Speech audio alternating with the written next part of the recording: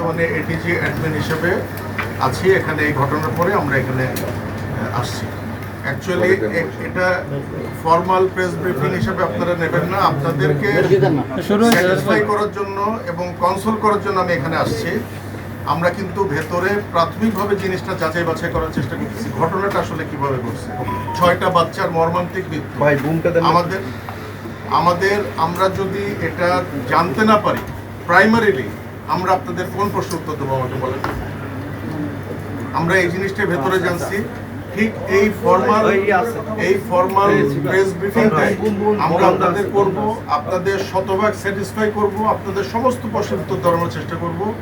মন্ত্রী মহোদয় টোটাল জিনিসটা দেখভাল করতেছেন, উনি আমাদেরকে এখানে পাঠিয়েছেন, বারবার ওনার সাথে কথা হচ্ছে।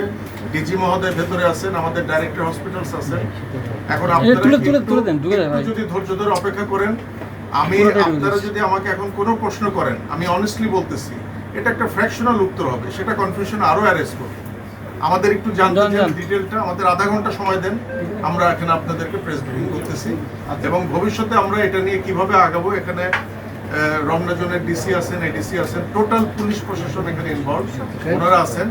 আমরা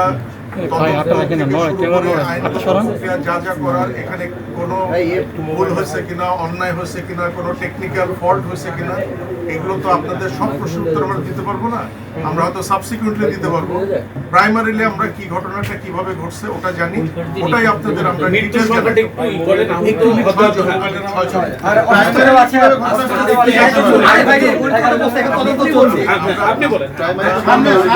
খবরের কাগজ, নিখাত, নির্ভীক, নিরপেক্ষ।